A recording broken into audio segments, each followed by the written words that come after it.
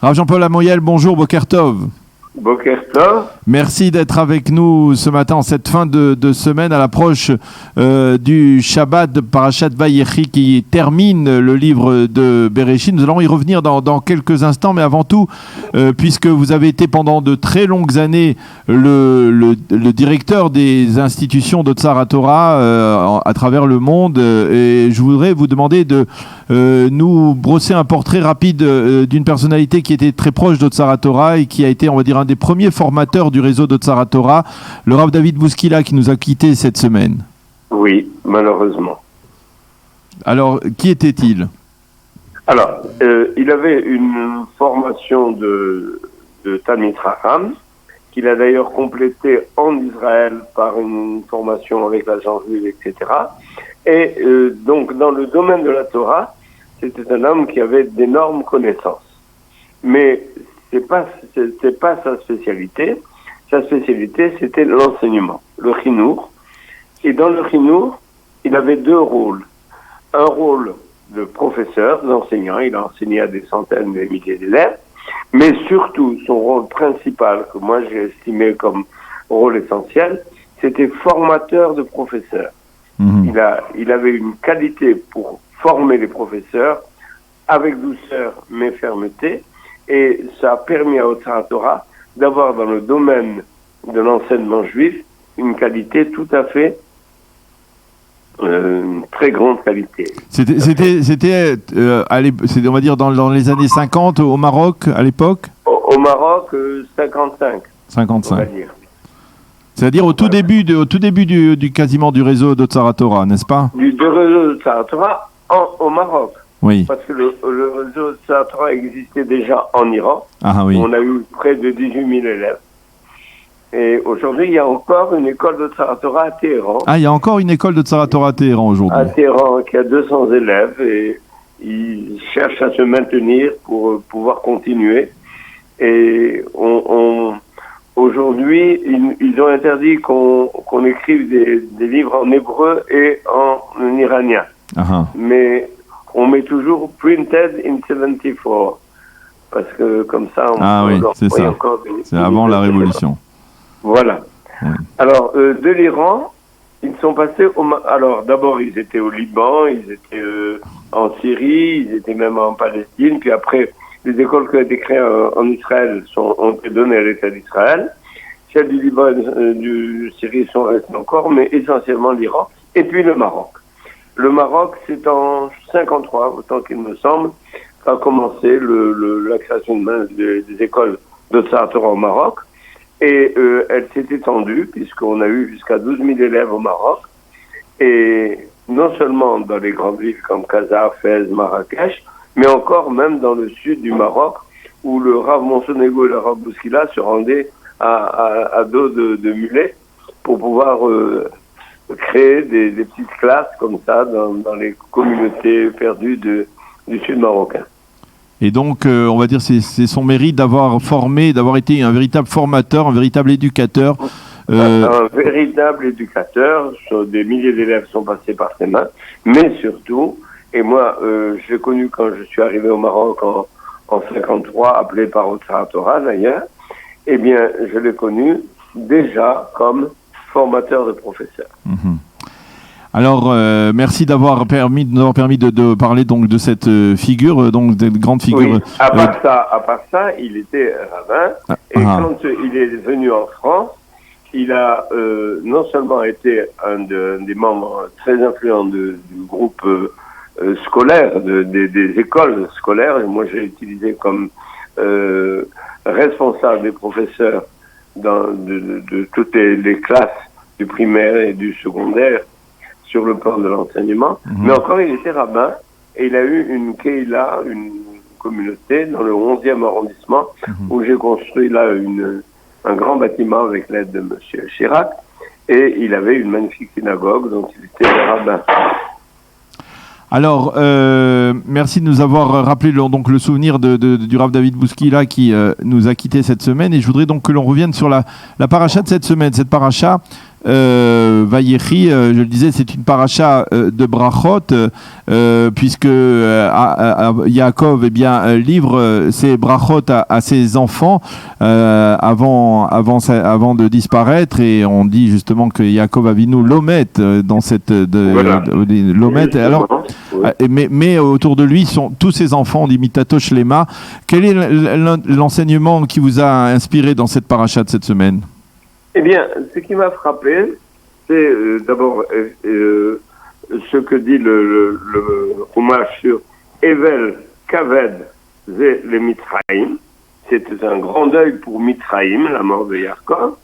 Et la Gemara Ta'anit Daf He Amud Bet dit Yaakov Avinu n'est pas mort. Alors, il y a quelque chose d'un peu étrange dans cette paracha, puisque Yaakov, qui va s'appeler Israël après son combat avec l'ange de Esav, est-ce qu'il est Yaakov, est-ce qu'il est Israël? Et la Gemara ne dit pas Israël n'est pas mort.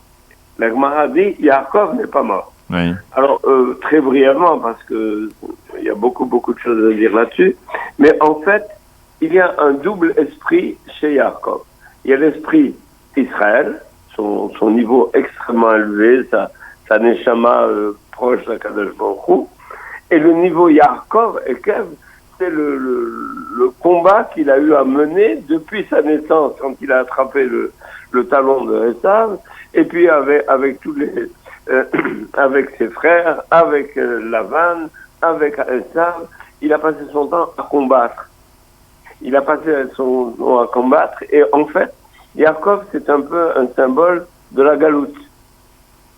Et Israël, eh bien, c'est le symbole du Rouhani, c'est le symbole de ce qui est ce qui va précéder le Mashiach.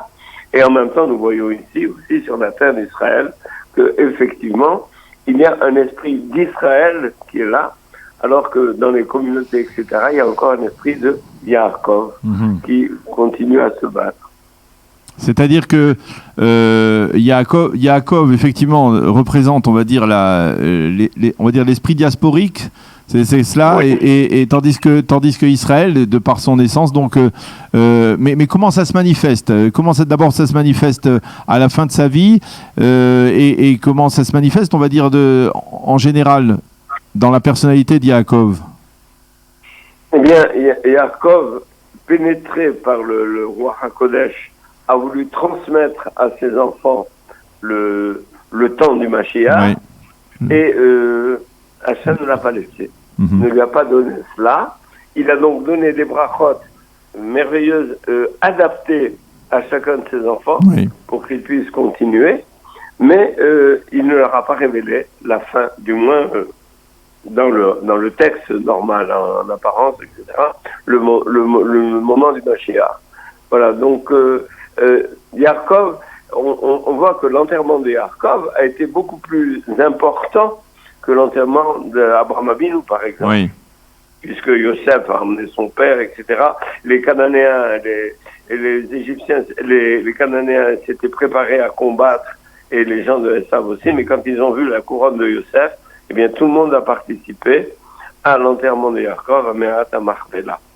Et donc, ce qui est resté dans le peuple d'Israël, dans les communautés, dans le monde, c'est cet esprit de combat de Yaakov qui a eu tout le temps à combattre et à faire face à cette époque, ça s'appelait pas l'antisémitisme, mais c'était les ennemis de Yaakov, Esav, Lavan, etc. Mais par contre, Yaakov a transmis à ses enfants l'esprit d'Israël, l'amour d'Hachem, la volonté de se rapprocher d'Hachem, en attendant justement d'arriver en Israël et d'attendre le Mashiach. Alors, est-ce que l'on peut dire, par exemple, qu'à travers les brachot, justement, comme vous le soulignez, les brachot de Yaakov à ses enfants, on constate que ce sont des brachot bien spécifiques. Est-ce que quelque part, d'une certaine manière, comme un éducateur que vous êtes vous-même, Rav Amriel, est-ce que finalement Yaakov a réussi à discerner auprès de chacun de ses enfants, on va dire, ce qui était son apport spécifique. Absolument, tous les Ou comme on dit, Chanor Lanar Alpidarko, c'est-à-dire qu'il a réussi, lui, à insuffler à chacun de ses enfants, en fonction de leur personnalité, cet amour, cette foi en Dieu et cette émouna. Ben, c'est exactement comme ça. Et nous, les éducateurs, on a appris de lui que les enfants qu'on a en face de nous, ben, c'est pas une seule chose. Oui. C'est un nombre d'enfants et chaque enfant a sa personnalité, a sa manière de penser, à la fois de son milieu et par lui-même, et que nous devons toujours en tenir compte pour épanouir l'enfant. C'est ça l'esprit de Yaakov. Eh bien, Rav Jean-Paul Amoyal, merci beaucoup d'avoir été avec nous ce matin à l'approche donc de ce Shabbat de Parashat Vayechi. Merci de nous avoir parlé donc de la personnalité du Rav David Bouskila et de nous avoir livré cet enseignement sur la personnalité de Yaakov qui termine sa vie et certes est enterré en Eretz Israël, mais bien entendu alors que ses enfants restent et s'engagent, on va dire, dans la voie de l'exil pour quelques on va dire quelques décennies, même plus que ça, 210 ans. Nous en reparlerons bien entendu dès la semaine prochaine avec le début du livre de Shemot. Merci beaucoup Rav Amoyal d'avoir été avec nous et Shabbat Shalom. Merci Daniel, je suis toujours heureux de vous entendre. Shabbat Shalom, merci encore. Shabbat Shalom.